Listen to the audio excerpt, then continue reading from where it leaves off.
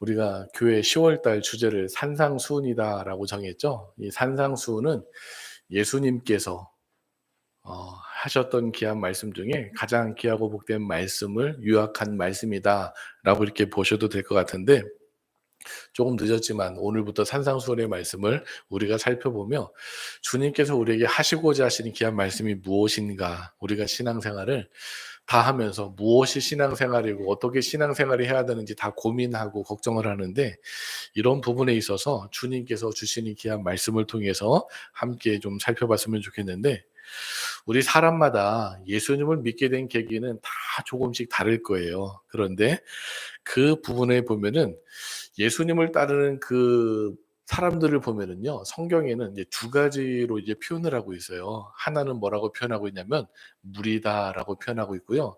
다른 하나는 제자다라고 표현을 하고 있어요. 오늘 1절 말씀도 보면은요, 예수께서 무리를 보시고 산에 올라가 앉으시니 제자들이 나온지라. 여기 보면 무리가 나오고 제자가 나옵니다.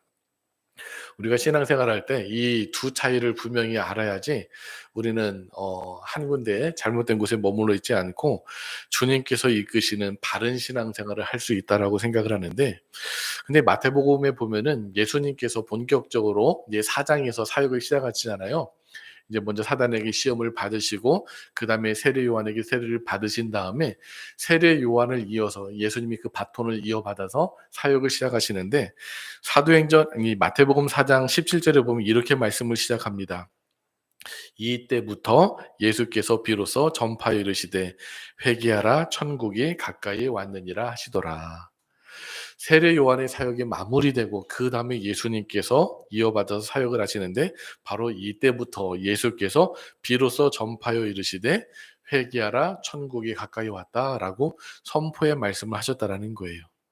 그리고 예수님은 이렇게 천국 복음을 전파하시는 방법을 세 가지 방법으로 사용을 하셨는데, 이게 마태복음 4장 23절에 나오고 그에 대한 반응이 25절, 26, 24절, 25절에 나오는데, 이렇게 말씀을 합니다. 예수께서 온 갈릴리에 두루다니사 그들의 회당에서 가르치시며 천국 복음을 전파하시며 백성 중의 모든 병과 모든 약한 것을 고치시니. 회당에서 가르치시고요. 그리고 천국 복음을 전파하시고 또 백성 중에 모든 병과 모든 약한 것을 고치셨다. 이런 사역을 하셨을 때 24절에 보면은 그의 소문이 온 수리아에 퍼진지라. 수리아는 지금의 시리아입니다. 예, 지금 시리아 난민들이 지금 고생하고 있는 곳, 그 수리아에 퍼진지라. 사람들이 모든 앓는 자, 곧 각종 병에 걸려서 고통당하는 자, 귀신 들린 자, 간질하는 자, 중풍병자들을 데리고 오니 그들을 고치시더라. 25절에 보면 갈릴리와 데가볼리와 예루살렘과 유대와 온 요단강 건너편에서 수많은 무리가 따르니라. 예수님의 결과적인 목표는요, 하나님 나라의 선포였어요. 그 선포하는 방법이 무엇이냐? 회당에서 가르치셨습니다. 그리고 천국 복음을 전파하셨고요. 백성 중에 모든 약함과 병든 것들을 고치셨다. 이 세 가지 방법을 통해서 예수님은 사역을 감당하셨다는 겁니다. 근데 사람들은 이 셋 중에 무엇에 관심이 있었을까요? 가르치심에 관심이 있었을까요? 아니면 천국 복음에 관심이 있었을까요? 요거엔 별로 관심이 없었어요. 사람들의 관심은 오로지 자기가 치유받는 것, 자기의 삶 가운데 문제를 해결받는 것에 관심을 갖게 되었다라는 거예요. 그래서 고통당하는 자, 귀신 들린 자, 간질하는 자, 중풍병자들을 다 주님 앞에 데리고 옵니다. 주님은 저들을 거절치 않으시고요. 저들을 모두 고치셨어요. 그리고 이스라엘 전역에서 수많은 무리가 주님을 따르게 됩니다. 오늘 주님께서 산상수훈의 말씀을 하신 배경의 말씀이 바로 이런 상황이라는 거예요. 여기서 우리가 다시 한번 생각해 볼 것이 있는데, 예수님의 사역 당시 수많은 무리가 주님을 따르게 된 그 1차적인 배경이 무엇이었느냐, 이걸 우리가 한번 좀 생각을 해봤으면 좋겠습니다. 이건 다 우리가 연약한 수준에 있었을 때 주님 앞에 나아가는 방법인데, 삶 가운데 다가오는 다양한 삶의 문제들을 해결받기 위해서 주님을 따르게 되었다는 겁니다. 고통하며 신음하는 자들의 삶을 주님 앞에 내어놓으면서 이것을 해결받는 것이 저들의 삶의 목표 1순위였습니다. 저도 이 부분이 얼마나 소중한지 늘 이제 목회를 하면서 절실히 깨닫는 거예요. 예수님은 이 목자 없는 양 같음을 보시면서 저들을 불쌍히 여겨 주시고 저들의 아픔과 상처와 그런 문제들을 하나하나 치유해 주셨던 걸 보게 됩니다. 우리가 아파 보지 않는 그런 경험을 해 보지 않고는 아픈 사람의 마음을 이해하기가 어렵죠. 또 마음에 여러 가지 상처를 경험해 보지 않은 사람은요, 다른 사람의 상처에 대해서 깊이 이해하기가 힘듭니다. 사람이요, 모두 다 같은 것 같지만 또 다르고요. 또 다른 것 같지만 또 어느 정도 일치하는 것이 우리의 모습입니다. 그런데 보면은요, 사람마다 저마다 다 약한 구석은 한 군데씩은 가지고 있더라고요. 그리고 그 문제가 건드려지게 되거나 그 문제가 커지게 되면은 그거로 인하여서 저 깊은 나락으로 떨어지는 그런 모습들을 우리는 지켜보게 됩니다. 예수님도 이런 것을 아셨기 때문에 예수님께 나오는 모든 자들에게 거절치 않으시고 저들의 삶의 문제를 치유해 주시고 붙들으셨던 것을 보게 됩니다. 그런데요, 이게 정말 우리 삶 가운데 하나님께로 나아가는 중요한 계기가 됩니다.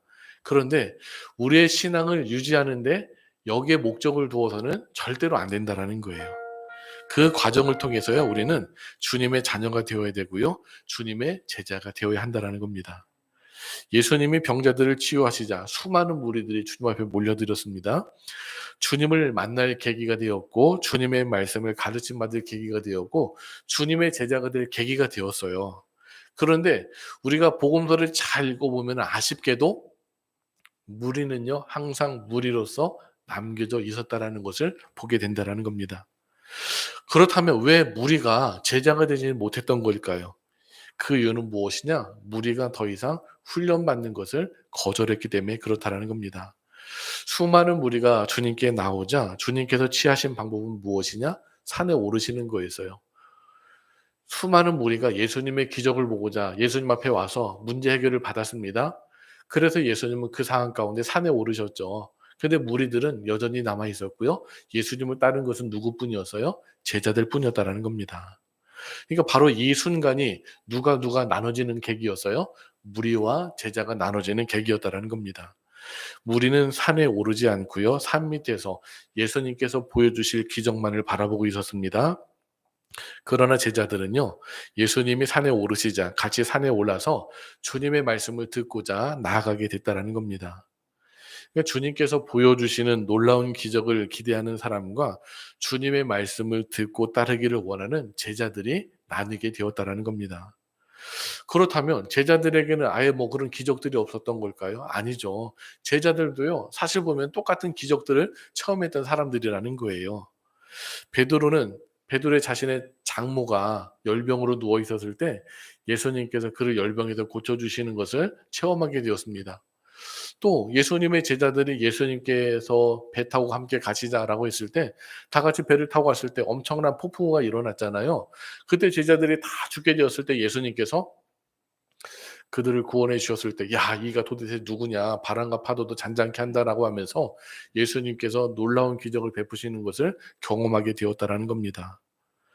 주님께서 베드로에게 "야 너 저기 깊은 데 가서 그물을 던지라." 했을 때 베드로가 그 말씀에 순종해서 그물을 던지게 되었을 때 정말 그물이 찢어질 정도로 많은 고기를 잡았잖아요. 그 현장에 있었던 사람이 누구냐? 베드로와 안드레, 야고보와 요한이었다라는 겁니다.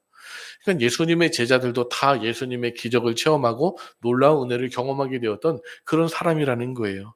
그러니까 주님은요, 제자들이나 무리들이나 차별하지 않으시고요, 모든 이에게 필요에 따라서 기적과 은혜를 베풀어 주셨다는 겁니다. 주님은요, 무리와 제자들을 차별하지 않으시고 주님께 나오는 자들에게 가르치셨고 천국 복음을 전파하셨고 저들의 약한 것, 병을 고쳐 주셨습니다. 그렇게 같은 은혜와 같은 기적의 치유와 같은 하나님의 복음의 선포를 전파하셨는데 누구는 끝까지 무리로 남아 있었고 누구는 제자가 되어서 주님께서 허락하신 사명을 감당하게 되었다라는 겁니다. 오늘 주님께서 산에 오르셨습니다. 이거는요, 상징적인 표현이에요. 특별히 이제 구약 성경에 보면은 이제 산에 대한 여러 가지 모습들이 등장을 하는데 구약에 보면 여러 산들이 등장을 하죠. 아브라함이 모리아 산에서 아들 이삭을 하나님께 제물로 드리려 했던 이 모리아 산이 등장을 하고 모세가 시내 산에서 하나님의 언약의 두 돌판 십계명을 받았던 그 사건이 등장을 하고 또 나중에 이 예언자 엘리야가 사역에 지쳐서 호렙산에 가서 하나님의 세미한 음성을 듣고 다시 한번 주님의 귀한 일꾼으로 거듭나는 그런 모습을 우리는 볼 수 있습니다. 또 이 다윗과 솔로몬에 이어서 시온산이라고 거기에 성전을 짓고 하나님께 예배하는 처소를 만들었던 것도 우리는 보게 됩니다. 그러니까 구약 시대 때는요. 이 산이라는 것이 하나님을 만나고 하나님의 말씀을 전해 듣는 정말로 소중한 장소였다라는 겁니다. 근데 오늘 이 마태복음의 시작도요. 예수님의 말씀이 어디서부터 선포되었냐면 이 산에서부터 선포되었다는 귀한 모습을 우리는 지켜볼 수 있다라는 겁니다. 이 마태복음에 보면은요. 5개의 중요한 설교가 등장을 합니다. 그런데 그 설교 사이에 예수님의 행적과 이제 기적들이 등장을 하는데 그 설교는 다음과 같아요. 오늘 5 장부터 7 장까지 산상수훈의 말씀이 등장을 하고요. 10 장에 보면은 예수님께서 제자들 12 제자들을 파송하시면서 저들에게 가르치시는 장면이 등장을 하고 13장인 예수님께서 천국에 대한 비유로서 저들에게 하나님 나라에 대해서 소개해 주시는 장면이 등장합니다. 그리고 18장에 보면은 이제 공동체와 죄의 용서에 대해서 설명을 하고 그리고 23장부터 25장까지는 마지막 종말의 때와 그때 살아가는 성도들에게 어떠한 삶을 살아가야 될지 그 경고되는 말씀을 전해주는 걸 보게 됩니다. 왜 마태는 5개의 설교를 강조했을까? 이게 바로 무엇과 관련이 되었냐면은 모세오경과 관련이 되어 있다라는 거예요. 그래서 많은 성서학자들은 이 마태복음을 가장 유대적인 복음서다라고 이야기하는데 마태는 이 마태복음에서 유대적인 언어로 성경도 썼고 또 저들의 관심사, 족보부터 시작해 가지고 모세와 비교해서 하나님의 말씀을 전하고 있는데 근데 이 마태가 이렇게 유대적인 입장에서 복음서를 썼지만 한편 다른 시각으로 보면은요. 유대인들의 그런 모세오경의 틀에 갇혀 있는 저들의 잘못된 모습들을 바라보면서 여기에 모세보다 뛰어난 예수님의 5가지 말씀이 있다. 너희는 이 말씀을 통해서 예수님이 하나님의 진짜 아들이시고 메시아이심을 받아들여야 된다라고 이렇게 사실은 가장 유대적인 복음이지만 유대적인 잘못된 것들을 가장 많이 꼬집은 그런 성경이기도 하다라는 것을 우리는 볼 수가 있다라는 겁니다.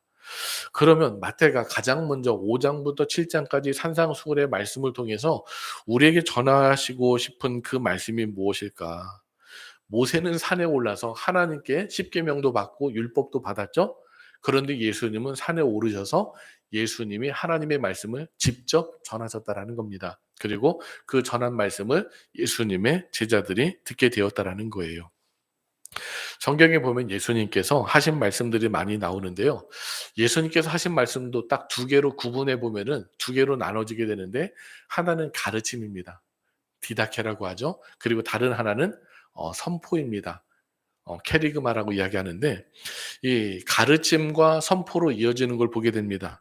앞에서 예수님의 사역 3가지가 뭐라 그랬죠? 하나는 회당에서 가르치시고 두 번째는 천국 복음을 선포하시고 세 번째는 병 고치시는 것이라고 말씀드렸죠. 이 병 고치는 것은 하나의 행위니까 예수님의 가르침을 놓고 보면은 2가지로 나뉠 수가 있는 거예요. 하나는 가르치시는 것이고 하나는 선포하시는 겁니다. 먼저 디다케 가르침인데요. 이 회당에서 가르치셨다. 이거는 바로 무엇이냐? 우리가 예수님의 가르침의 내용을 보면은 교훈적이고 도덕적인 것 그런 것들이 있잖아요. 예수님의 말씀에도 분명히 그런 것들이 있습니다. 이건 바로 가르침이다. 또 예수님의 말씀에 보면은 캐리그마 선포가 있어요. 어떤 선포가 있냐면은 마태복음 4장에 보면은 예수님이 천국 복음을 전파하셨다, 선포하셨다 이렇게 말씀을 하고 있죠. 여기에 사용된 단어 어 우리 성경에는 전파하셨다라고 나와 있는데 헬라어 성경을 보면은 퀘리그마, 퀘리소라고 이렇게 나와 있거든요. 그리고 예수님께서 회개하라 천국이 가까이 왔다라는 것도 결국은 하나님의 나라에 대한 선포잖아요. 그러니까 예수님의 말씀을 이렇게 2가지로 우리가 구분해 볼 수가 있는데 이것은 예수님의 말씀을 우리가 구체적으로 나눈 방법이고요. 다음으로 또 예수님께서 말씀을 전하신 대상에 따라서 구분하는 방법도 있다라는 겁니다. 누구에게 어떤 말씀을 전하셨는지 이것도 중요하다라는 거예요. 예수님께서 그 말씀을 누구에게 전하셨느냐에 따라서 이것도 2가지로 나누게 되었는데 제가 처음에 말씀을 드렸죠. 무엇과 무엇으로 나뉜다? 무리와 제자들로 나뉜다. 그렇습니다. 예수님께서 무리에게 하신 말씀이 있고 그 말씀을 제자들이 이해하지 못했을 때 제자들에게 따로 이렇게 설명하신 그런 부분들이 있어요. 그런데 동시에 말씀을 하신 적도 있습니다. 이것은 예수님의 사역 후반기인데 요한복음 6 장에 보면은 예수님께서 오병이어 사건을 통해서 5천 명을 먹이신 다음에 이제 사람들이 그 문제에 대해서 제대로 이해시키기 위해서 예수님께서는 "내가 바로 생명의 떡이다."라고 이렇게 사람들에게 알려주신 적이 있어요. 그러자 사람들이요, 이 예수님을 오해하기 시작합니다. "예수님 말씀 너무 힘들다."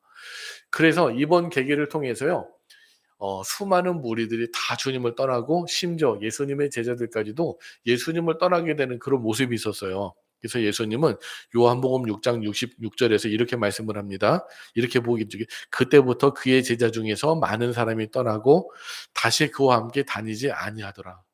예수님의 말씀 이후에 많은 무리가 다 떠나고 제자들 중에도 떠나게 되었다. 그래서 예수님은 제자들에게 인제 뭐라고 이야기를 하냐면은 67 절에 보면은 예수께서 열두 제자에게 이르시되 "너희도 가려느냐?"라고 이렇게 이야기하십니다. 저는 이 상황 가운데 정말 큰 깨달음을 하나 얻었어요. 어떤 깨달음을 얻었냐면은 우리가 신앙생활할 때 '기적과 이적만을 추구하는 무리가 되어서는 안 된다.' 그리고 '명목상의 제자만 되어서도 안 된다.'라는 깨달음이었어요. 왜냐하면 결국 중요한 순간에 다 떠나게 되어 있다라는 거예요. 그래서 예수님은 요한복음 6장 67 절에 남아 있는 제자들에게 이렇게 말씀하십니다. 예수께서 열두 제자에게 이르시되 "너희도 가려느냐?" 그때 베드로가 이렇게 대답합니다. 시몬 베드로가 대답하되 "주여, 영생의 말씀이 주께 있사오니 우리가 누구에게로 가오리이까? 우리가 주는 하나님의 거룩한 자신 줄 믿고 알았사옵나이다." 왜 베드로가 베드로였는지를 알려주는 귀한 말씀이 바로 여기에 등장하고 있는데, 저는 여기서 우리가 주님께 부름 받았고 또 주님의 은혜로 주님의 자녀가 되었더라면 이 무리의 신앙에서 머물러서도 안 되고, 그리고 단순히 명목상의 제자로의 그런 자리에서 머물러 있어서도 안 된다고 생각을 합니다. 훈련받는 믿음의 제자가 되어야 되고 주님의 가치를 인정할 수 있는 믿음의 성도가 되어야 한다라는 거예요. 저는 목사로서 어떤 생각을 하냐면 때때로 '하나님 참 얄미운 것 같다.'라는 그런 생각을 하게 돼요. 왜냐하면 하나님은 우리가 연약한 거를 너무너무 잘 아시잖아요. 우리 정말 연약하잖아요. 저도 제 자신의 연약함을 알기 때문에 이 연약함의 의미가 무엇인지 너무나 잘 아는데, 그런데 하나님은 때로는 우리가 너무 힘겨운 그런 삶의 모습들을 허락하실 때가 있다라는 거예요. 그때 우리는 고민을 합니다. '정말 하나님께서 나에게 왜 이런 일들을 허락해 주시는 걸까? 나한테 어떻게 살아가라고 이런 문제들을 나한테 던져 놓으시는 걸까?'라는 그런 생각을 하게 되고 '지금 내가 잘 살고 있는 걸까?' 이런 고민을 하게 된다라는 겁니다. 그리고 또 목회자로서 우리 성도님들의 삶의 그런 하나하나의 그런 모습들을 보면은 안타깝고 또 마음 가운데 어려울 때가 참 많아요. 우리 성도님들이 어려운 일들을 만나고 때로는 아프고 그런 모습을 보면은 '혹시라도 내가 우리 성도님을 위해서 기도를 너무 부족하게 해서 이런 일들이 벌어지는 건 아닐까.' 그런 생각이 들기도 하고, 또 제가 하나님이 아니기 때문에 '하나님은 왜 이런 일들을 허락해 주시는 걸까?' 그런 고민이 될 때도 있다라는 겁니다. 왜 하나님은 왜 울부짖음에 응답하지 않으시고 신음하고 주님 앞에 부르짖는 저들의 간구를 들어주시지 않는 걸까? 또 왜 질병으로 고통당하게 하시고 또 여러 가지 삶 가운데 어려움을 만나게 하시는 걸까? 그래서 제가 그런 부분들을 위해서 기도하고 또 믿음으로 나아가려고 부르짖고 있는 가운데, 근데 그런 가운데 하나님께서 저에게 이런 음성을 주시더라고요. "야, 그래도 끝까지 믿고 기도해 주어라." 그리고 "거기서 끝나면 안 된다." 여기서 제가 좀 의아해했습니다. 내가 해 줘야 될 것이 하나 더 있는데 그것은 기도와 위로뿐만 아니라 고난을 극복하고 이겨낼 수 있도록 제자로서 훈련시켜야 된다. 하나님의 말씀이 뭐냐면 우리 성도님들이 힘들고 어려울 때 위로해 주고 격려해 주고 위해서 기도해 주라는 거예요. 그런데 거기서만 머물지 말라는 거예요. 영적인 어린아이로서 거기서 머물지 않고 이제 성장해 가지고 스스로 그거를 극복할 수 있도록 하나님의 믿음의 군사로서 세워 주는 게 너의 사명이다라는 그런 말씀을 주시더라고요. 우리가 이 땅의 삶 가운데 우리를 향한 하나님의 계획과 목적이라는 큰 뜻을 우리가 알지 못하면 우린 눈앞에 우리에게 벌어지는 일들로 인하여서 일희일비밖에 할 수밖에 없다라는 겁니다. 근데 우리 사람은 영적인 존재잖아요. 상처받은 영혼에게 공감해 주고 하나님의 말씀을 통해 소망을 주는 것 분명히 필요합니다. 저만 그런 게 아니라 선지자들도 그랬어요. 죄 가운데 있는 이스라엘 백성들에게 하나님은 예레미야를 통해서 "너희들 죄인이다. 너희들 하나님의 심판받는다. 너희들 바벨론에게 멸망받는다."라고 이렇게 아주 심한 그런 멸망의 선포를 하게 하셨다라는 겁니다. 그런데 하나님은 그 심판이 이루어지고 저들이 바벨론의 포로로 끌려가서 너무나 힘들게 고생하고 있을 때는 에스겔을 불러 주셔서 마른 뼈의 환상도 보여주시면서 "야 너희가 지금 마른 뼈같이 소망이 전혀 없지? 그렇지만 하나님께서 우리를 다시금 회복시켜 주실 거야. 하나님의 귀한 군대로 거듭나게 해 주실 거야." 라고 이렇게 소망의 메시지를 선포케 하셨다라는 겁니다. 그렇지만 하나님의 그런 자녀들은요. 이렇게 눈앞의 일들로 인하여서 너무 좌지우지되면 안 된다라는 거예요. 우리에게 찾아오는 많은 문제 중에 듣기 편한 사람의 말과 달콤한 위로로 해결되지 않는 그런 영역들이 분명히 존재합니다. 이거는 영적인 문제이기 때문에 사람들이 단순하게 삶의 위로를 한다고 해결되지 않는 부분들이 분명히 있다라는 겁니다. 그리고요. 사람의 위로는 오래가기가 오래가지 못하는 경우가 많아요. 인간의 듣기 좋은 말과 위로는요. 잠시의 위안은 될 수 있지만 중독성이 있어서 점점점 더 갈증을 느끼게 할 뿐이라는 거예요. 곧 우리의 영혼의 문제는 영혼의 주인이신 하나님과의 제대로 된 만남이 이루어져야 해결될 줄로 믿습니다. 앞에서 저는 예수님의 사역이 가르치심과 천국 복음 선포와 병자들의 치유다라고 말씀을 드렸습니다. 그러면 우리는 이 세 가지를 종합해서 우리가 받아들일 때 우리는 건강하고 바른 신앙이 될 수가 있다라는 거예요. 어느 하나만 고집해서는 안 된다라는 거예요. 이 세 가지를 골고루 받아들여서 건강한 신앙인이 되어야 한다라는 겁니다.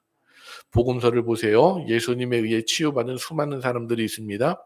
그중에 주님께 끝까지 나아간 자는 정말 손에 꼽을 정도로 적다라는 거예요. 우린 여기에서 머물면 안 됩니다. 우리가 진정한 하나님의 위로와 회복을 원한다면 이 세상을 지으시고요. 우리 인생을 주장하시는 하나님을 바라봐야 한다라는 겁니다. 그래서 앞에서 말씀을 드린 우리를 향한 그분의 계획과 목적을 이해하고 우리의 인생의 수많은 굴곡과 문제들을 신앙 안에서 바라볼 수 있는 영적인 힘이 필요하다라는 거예요. 그래야 우리는 인내할 수 있고 또 다른 어려움이 찾아왔을 때 포기하지 않고 이겨낼 수 있다는 겁니다. 앞으로 우리는 제자로서 주님께서 제자들에게 주신 특별한 말씀, 이 산상수훈의 말씀을 통해서 훈련받기를 간절히 소망합니다. 이미 눈치채셨겠지만 무리에서 주신 말씀과 제자들에게 주신 말씀은 그 수준 자체가 완전히 달라요. 저희가 휴가 때 같이 저희 가족이 다 같이 본 프로그램이 하나 있는데 강철 부대라는 프로그램을 보았습니다.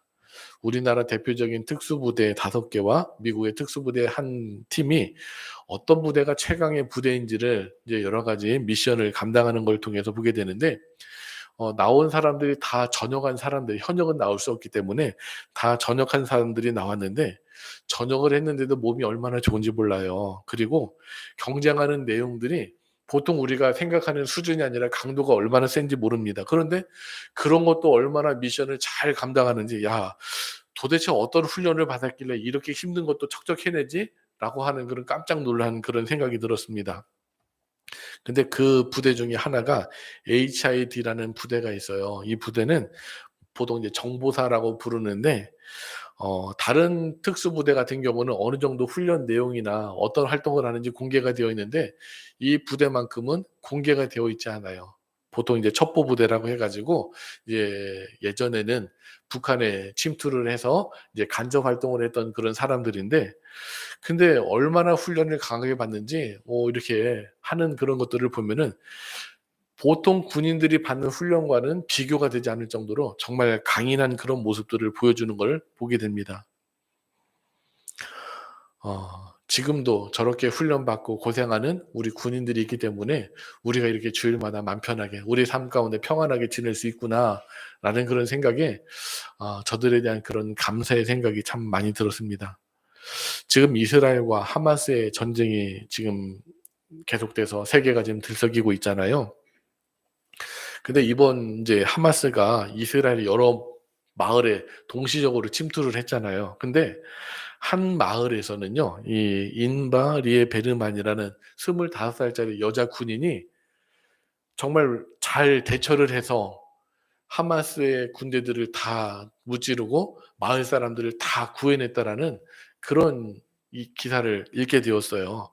얼마나 철저히 준비를 했으면 그렇게 동시다발적으로 침투했을 때 그런 거를 잘 저기하고 주민들을 다 잘 대피시켜 가지고 그 위기를 극복했던 그런 모습을 보게 되는데, 그리고 또 이스라엘 사람들 보면 참 하나로 잘 뭉치는 게, 우리는 전쟁 나면 다 어떻게 해외로 도피할 생각을 하고 있는데 이 사람들은요 이제 해외에서 징집도 되지 않았는데 나 지금 나라 지키러 간다고 온통 공항에 보면 다 이스라엘 가는 사람들은 이렇게 군인으로서 다 지금 복귀하는 그런 사람들이라고 합니다. 물론 저는 뭐 하마스가 잘했는지 이스라엘 잘했는지 다 잘못한 부분이 있기 때문에 뭐 누구 편을 들 수는 없어요. 그런데 문제는 뭐냐면 지금 빨리 전쟁이 끝나지 않으면 지금 이란이 이 전쟁에 참여하려고 자꾸 그냥 저기 하고 있거든요. 자칫 잘못해서 이 전쟁이 빨리 끝나지 않으면 중동 전체가 종교 전쟁으로 이렇게 크게 번질 수 있다라는 그런 지금, 그러면 또 세계적인 또 석유 문제 일어나죠. 경제적인 문제 일어나죠. 세계가 큰 타격을 받는 정말 어려운 시기가 또 다가올 수 있다라는 그런 생각이 듭니다. 그래서 우리 성도님들 지금 중동에 이런 문제가 있고 또 우크라이나에 나와 지금 러시아가 또 아직까지 계속해서 전쟁 중이잖아요. 정말 세상이 정말 어떻게 될지 모르는 일촉즉발의 그런 상황 가운데 계속 전해지고 있는데 우리가 이를 위해서 더 믿음으로 기도해야 할 줄로 믿습니다. 그래요. 세상에서는요 이렇게 내 나라를 지키기 위해서도 군인들이 얼마나 훈련을 강하게 하는지 모릅니다. 그런데 이제 약간 생각을 바꿔봐서 우리는 하나님 나라의 누구죠? 하나님 나라의 군대잖아요. 한번 생각을 해봤어요. 하나님께서 우리를 하나님 나라의 든든한 군인으로 세워주셨는데 과연 하나님이 마음 편하게 발 뻗고 우리를 믿고서 야 내가 세상에 이렇게 믿음의 군사들을 세워놨으니까 내가 마음 편하게 하나님께서 계실지라고 생각해 봤을 때 저는 조금 의심이 들더라고요. 제 자신부터. 과연 하나님이 나를 믿는다고 하셨을 때 내가 정말 하나님의 군사로서 제대로 훈련받고 정말 쓰임받을 수 있는 그런 준비된 도구가 되었는지, 그런 생각을 해보게 되었을 때는 이 세상의 군인들도 나라를 지키기 위해서 저렇게 열심히 훈련을 하는데 과연 우리 믿음의 성도들이 하나님 나라를 위해서 제대로 된 준비된 훈련을 하고 있는지, 이런 모습을 볼 때 약간은 그런 아쉬움이 있었습니다. 그래서 저는 많은 고민과 묵상을 하다가 하나님께서 저에게 주셨던 그 메시지가 무엇인지를 그나마 좀 이해하게 되었습니다. 하나님은 우리를 고아와 같이 내버려 두지 않으셔요. 우리가 힘들고 연약할 때 우리를 감싸 안으시고 우리를 날개 아래 이렇게 숨기시며 우리를 보호해 주시는 은혜 하나님이십니다. 그런데요, 그럼에도 불구하고 하나님은 우리를 온실속의 화초처럼 그냥 내버려 두시지 않는다라는 거예요. 때로는 우리를 강하게 우리를 훈련시키시고 우리에게 어려움을 주시면서 야, 너 요거 한번 잘 극복해 나가보라 이렇게 하시면서 우리에게 어려움도 주신다라는 겁니다. 그건 바로 무엇이냐? 하나님은 우리가 연약한 존재로서 끝까지 머물기를 원치 않으시고 강한 하나님의 믿음의 사람으로서 온전히 쓰임 받기를 원하신다라는 겁니다. 그래서 바울은요 에베소서 6장 11절에서 하나님의 전신갑주를 입으라라고 이렇게 말씀을 하고 있던 겁니다. 앞으로 우리는 산상수훈의 말씀을 통해서 주님께서 제자들에게 허락해 주신 천국 백성의 삶과 그들의 삶의 모습에 대해서 함께 살펴보면서 우리가 도전을 받고 우리가 무리에서 머물러 있는 존재가 아니라 하나님 앞에 잘 훈련받는 믿음의 군사로서 끊임없이 전진해 나갈 수 있는 귀한 기회가 됐으면 좋겠습니다. 그래서 우리는 계속해서 질문을 해야 합니다. 나는 무리인가 아니면 제자인가? 나는 무리로 끝까지 남아있을 것인가 아니면 제자로서 주님의 사역을 감당할 그런 삶을 살아야 될 것인가? 잘 보면 무리는요 끝까지 무리로 남아있는 안타까움이 있더라고요. 그런데 무리가 10,000명이고 수만 명이고 그건 상관이 없어요. 거기에선 절대로 어떤 기적도 일어나지 않았습니다. 그러나 제자들 한 명 한 명이 되었을 때 그 한 명 한 명을 통하여서 놀라운 주님의 역사가 일어나는 것을 우리는 경험하게 됩니다. 제자는요, 세상 사람과 구별되는 그리스도인이라는 분명한 적재성이 있다라는 겁니다.